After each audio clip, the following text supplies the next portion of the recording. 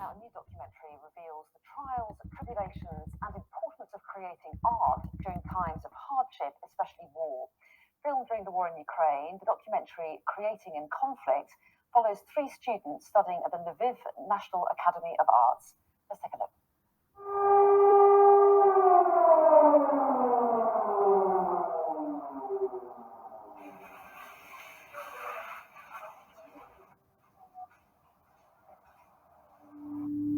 This photo is with my girlfriend.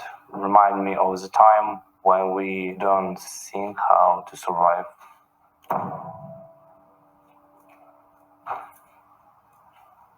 You feel aggression, you feel sadness, you feel anxiety, you feel happiness. You must be prepared for something that can change your life. Joining me now is Maria Hansen, the Executive Director of ELIA, which co-produced that film, and Vita Chuprovska, an art student from Ukraine. A very good morning to both of you. Lovely to talk to you both. Maria, first of all, tell us a little bit about this film and why you felt it was important to be made. Yes, Anna, thank you very much. ELIA is a network of art universities, almost 300 across Europe and beyond. And when the war broke out, it became very evident that all of them wanted to support their colleagues and the art students in particular in Ukraine. And so many actions were started. And we started a platform of sistering schools in Ukraine and outside of Ukraine. And really important to us was to let the students speak. So actually very brief planning was involved, but at the beginning of November, filmmaker Matt Barton went to Ukraine, to Lviv, to really only speak to students and interviewed them, including Vita, who's on the program today, to find out what it is like to make art in conflict situation. And the entire program really is focused on letting everyone know that they're not alone. So we are creating this very strong connection with them, and it's all about students, art students, continuing to make art and not being alone. And go ahead. Yeah, no, Vita, I was going to bring you in at this point and ask you how important it has been for you to continue to be creative, to continue to produce art while this war has been going on in your country. I guess that it's hard to overvalue actually this thing, because art is something that is important through all the contexts, and especially during the war, when Russian propaganda tried to destroy our culture and we try to create a new cultural heritage and we try to defend our history. So actually creating new art is part of our fight. So, yes, you talk in the film about being an artist is like having a responsibility to maintain and protect that cultural heritage. But has it done something for you as well? What has it meant to you to be able to express yourself at a time of trauma for your country? It's just a way of outlet. Like you can talk or you can create some pictures, some visual materials, and it also tries to explain how you feel, to explain what you think. So it's just a way of communication with the world, communication with my nation, and in general.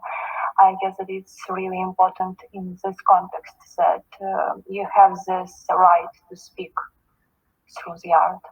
Yes. And Maria, what struck you about the artists and the kind of work that they're producing? We found them incredibly resilient and strong, and in a strange way, so positive despite this huge difficulty that is around them and upon them 24/7.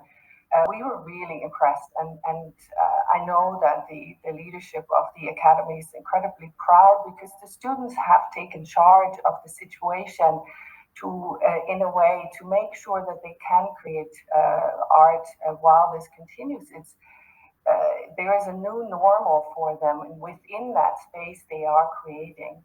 I think in war situations, purposely destroying cultural institutions and destroying artists is a really purposeful thing, because artists represent the soul of a country. And you could see here with these students that is just not happening in Ukraine. They are strong and they're really speaking out, and they are taking the responsibility for giving a voice to the soul and creating the stories, telling the stories of this very, very difficult time in their lives and the lives of their people.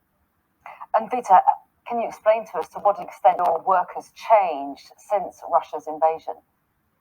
I guess that actually everything has changed, especially we can talk about conditions, because we know that currently we have plenty of blackouts in Ukraine. So you have to work usually without electricity. Sometimes we also do not have any heating, so the temperature falls down quite dramatically. And it's also very hard to work in such obstacles, like technically, because it's bad for the paints and for the glues, whatever. So everything changed actually. But I can't say that we are complaining or something, because we had understood what will we face, and we are ready to face even more, because we know why we stand for all this and why we live in such conditions, and we know for sure that it's just temporary. Okay, well, Vita Chuprovska and Maria Hansen, really interesting to talk to both of you, and I recommend you seeing the film so you can actually get to enjoy Vita's art, rather, which features in the film. Thanks both very much indeed. Thank you.